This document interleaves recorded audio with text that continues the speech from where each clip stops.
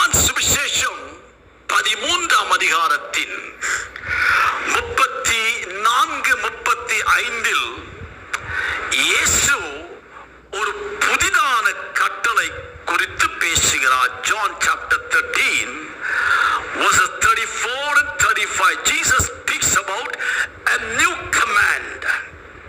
வாசிப்போம். நீங்கள் ஒருவரில் ஒருவர் அன்பாயிருங்கள்.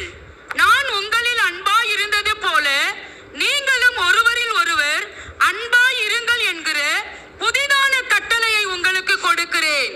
நீங்கள் ஒருவரில் ஒருவர் அன்புள்ளவர்களாயிருந்தால் அதனால் நீங்கள் என்னுடைய சீஷர்கள் என்று எல்லாரும் அறிந்து கொள்வார்கள் என்றார். ஆமென். ஹல்லேலூயா. ஆண்டவர் இயேசு இந்த புதிய கட்டளை அல்லது கற்பனை கொடுப்பதற்கு முன்பாக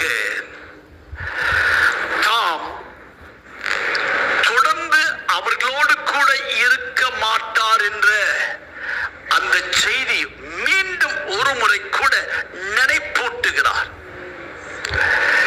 என்னை அனுப்பின பிதாவின் சித்தத்தை செய்து முடித்த பிறகு நான் பரமேறி செல்லுவேன், நான் உங்களோடு கூட இருக்க மாட்டேன் என்பதை ஆண்டவர் இயேசு எடுத்துரைத்த பிறகுதான் என்ன சொல்கிறார்?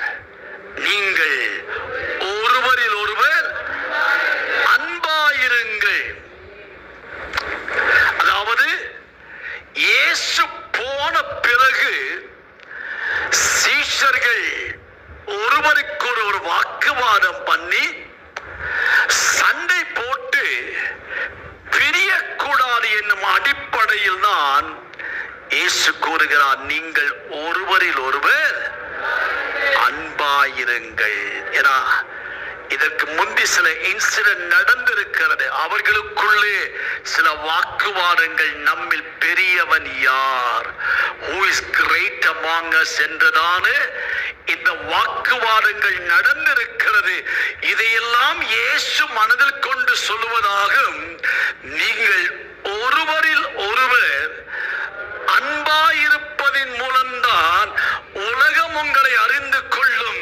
நீங்கள் என்னுடைய சீஷர்கள். நீங்கள் பேசுகிற அந்நிய பாஷையினாலோ அல்லது சத்தம் போட்டு அல்லேலூயா சொல்லுவதினாலோ அல்ல, மாறாக நீங்கள் ஒருவரில் ஒருவர் அன்பாயிருப்பதின் மூலம்.